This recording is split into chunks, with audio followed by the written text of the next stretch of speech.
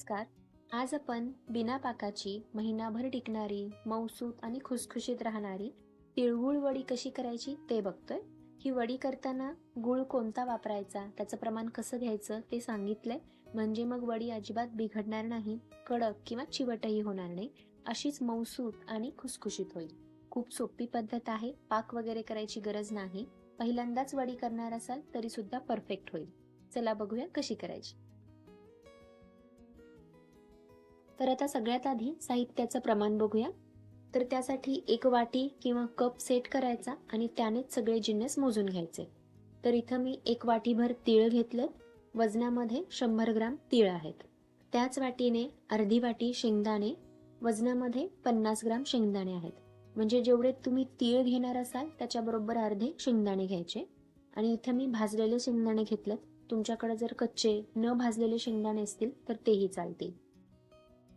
त्यासोबतच 2 वाट्या गूळ आणि वजनामध्ये 200 ग्रॅम गूळ आहे.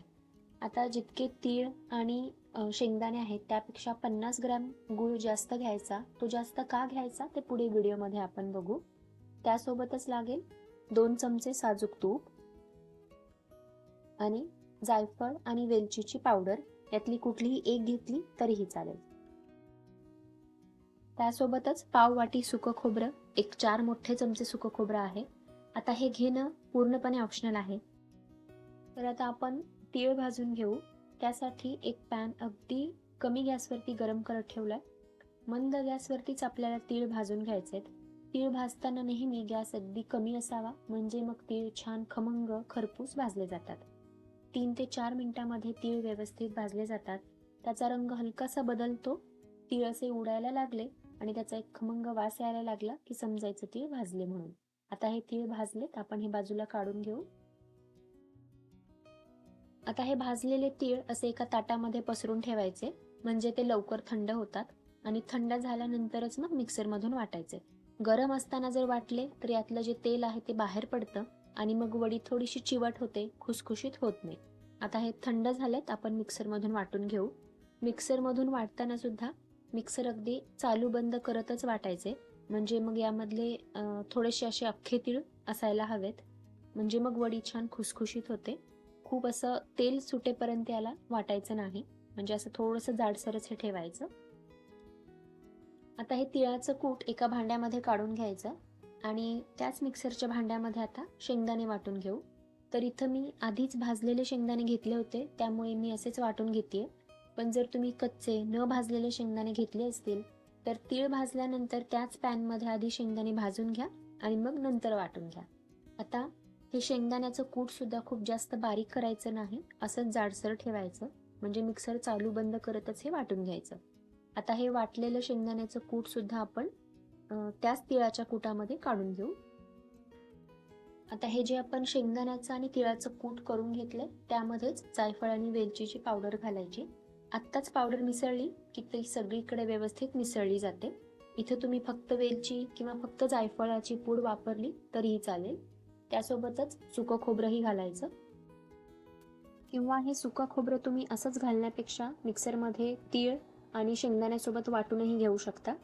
आता हे जिन्नस असेच सगळे व्यवस्थित मिसळून घ्यायचे, म्हणजे ते छान मिसळले जातात. आणि ज्या ताटामध्ये किंवा प्लेटमध्ये तुम्ही वडी थापणार आहात त्या ताटाला तूप लावून घ्यायचं.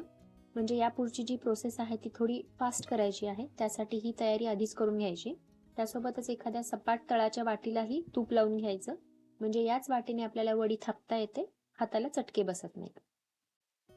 तर आता सगळी अशी पूर्वतयारी करून झाली की मग एक कढई गॅसवर गरम करत ठेवायची आणि त्या कढईमध्ये घ्यायचं आहे 2 चमचे साजूक तूप. गॅस मध्यमच ठेवायचा, मोठा करायचा नाही. आणि तूप मात्र आवर्जून वापरा, त्यामुळे मग वडी मऊसूत होते. आणि या तुपामध्ये आपण जो चिरून मोजून घेतलेला गूळ आहे तो घालायचा. आता या गुळाला आपल्याला फक्त वितळवून घ्यायचंय, याचा पाक वगैरे करायचा नाही. आणि गूळ पटकन वितळावा यासाठी यामध्ये घ्यायचं आहे 2 मोठे चमचे दूध. आता दुधाऐवजी इथे तुम्ही 2 चमचे पाणीही घेऊ शकता. दुधामुळे किंवा पाण्यामुळे वडी खराब होत नाही, कारण जोपर्यंत गूळ वितळतो तोपर्यंत दुधाचा किंवा पाण्याचा जो अंश आहे तो निघून जातो. आता हा गूळ पटकन वितळावा यासाठी याला असं सतत हलवत राहायचं. आणि यामध्ये जर एखादा मोठा खडा असेल तर तोही असा दाबून मोडून घ्यायचा, म्हणजे मग सगळा गूळ एकसारखा पटकन वितळला जातो. आता इथं हा सगळा गूळ वितळलाय आणि या गुळाला तुम्ही बघू शकता कडेनी असा फेस यायला सुरुवात झाली आहे. असा फेस यायला लागला की मग अर्ध्या ते 1 मिनिटामध्ये सगळ्याच गुळाला फेस येतो आणि गूळ फसफसून असा वरती येतो. गूळ असा फसफसून वरती आला की मग यामध्ये आपण जे तिळाचं आणि शेंगदाण्याचं कूट करून ठेवलंय ते कूट घालायचं. सगळंच कूट एकदम घालायचं नाही, अर्ध्यापेक्षा थोडं जास्त कूट आधी घालून बघा. हे जर व्यवस्थित मिसळलं आणि मावत असेल तर मग शिल्लक ठेवलेलं कूटही घालायचं. पण इथं हे सगळंच कूट आपल्याला लागणार आहे, कारण आपण जे गुळाचं प्रमाण घेतलंय ते अगदी परफेक्ट आहे. म्हणूनच आपण सुरुवातीला घेताना गूळ थोडा जास्त घेतला. म्हणजे जे आपण इथं तीळ आणि शेंगदाणे घेतले त्यापेक्षा अर्धी वाटी म्हणजे 50 ग्रॅम गूळ थोडा जास्त घेतला. कारण आपण जे शेंगदाणे घेतलं ते वाटल्यानंतर अर्धी वाटी शेंगदाणे आहेत, त्याचं जे कूट आहे ते वाटल्यानंतर जवळपास 1 वाटी होतं आणि म्हणूनच गूळ थोडा जास्त घेतला की मग हे जे प्रमाण आहे ते बरोबर होतं. वडीला छान बाइंडिंगही येतं आणि वडी मऊसूतही राहते. पण जर गूळ अगदी बरोबर घेतला, म्हणजे जेवढे शेंगदाणे आणि तीळ आहेत तेवढाच गूळ घेतला, तर मग गुळाचं प्रमाण चुकतं, वडीला बाइंडिंग येत नाही, वडी कोरडी होते, कडक होते.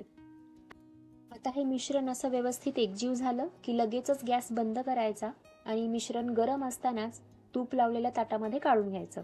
मिश्रण थंड व्हायची वाट बघू नका, गरम असतानाच हे ताटामध्ये काढून घ्या, कारण ही प्रोसेस थोडी पटपट करावी लागते, म्हणजे मग वडी छान तयार होते. आता हे गरम आहे त्यामुळेच चमच्याने उलटण्याने असं हे थोडंसं पसरून घ्यायचं आणि त्यानंतर ज्या वाटीला आपण तूप लावून ठेवलंय त्या वाटीने हे थोडंसं थापून घ्यायचं, म्हणजे एकसारखं करून घ्यायचं. ज्या जाडीची तुम्हाला वडी हवी आहे त्या आकारामध्ये, म्हणजे त्या जाडीचं तुम्ही हे थापून घ्या. हे मिश्रण गरम असल्यामुळे असं वाटीनेच पसरून घ्यायचं, हात लावू नका, हाताला चटका बसू शकतो. आणि यावरती गार्निशिंगसाठी तुम्हाला जर तीळ लावायचे किंवा सुकं खोबरं किंवा पिस्त्याचे काप जे काही लावायचं ते आत्ताच लावून घ्यायचं, म्हणजे ते व्यवस्थित चिकटून बसतं. आणि त्यावरती तीळ लावल्यानंतर वाटीने परत एकदा थोडेसे दाबून असे पसरून घ्या, म्हणजे मग ते व्यवस्थित चिकटून बसतात. आता हे असं व्यवस्थित पसरून झालं की मग एक 10 ते 15 मिनिटासाठी असंच ठेवून द्यायचं, म्हणजे मिश्रण थोडं कोमट होईल. मग त्यानंतर याच्या वड्या पाडायच्या. गरम असतानाच वड्या करायच्या नाहीत, नाहीतर मग वड्या व्यवस्थित पडत नाहीत. आता साधारण 10 मिनिटं झाली आहेत, मिश्रण कोमट झालंय. आता आपण याच्या वड्या करून घेऊ. वड्या पाडताना म्हणजे हे कट करताना अगदी तळापासून दाबून कट करायचं, म्हणजे मग छान वड्या पडतात. जर मिश्रण थंड झालं, घट्ट झालं तर मग याच्या वड्या करता येत नाहीत. त्यामुळे आत्ताच तळापासून असं दाबून याच्या वड्या करून घ्या. आता अशा वड्या करून झाल्या की मग हे मिश्रण असंच 1 तासाभरासाठी ठेवून द्यायचं, लगेचच वड्या काढायच्या नाहीत. आणि तासाभरानंतर मग या वड्या बाजूला काढून घ्यायच्या, म्हणजे मग याचा आकारही बिघडत नाही आणि या वड्या छान जमून येतात.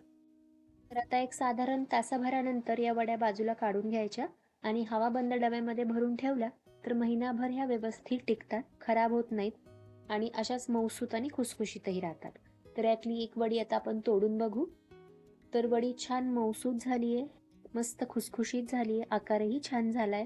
नुसत्या बोटाने तोडली तरीही सहज तुटते, इतकी मऊसूत वडी झाली आहे. फक्त ओठाने खावी अशी म्हणतात तशीच मऊसूत वडी झाली आहे.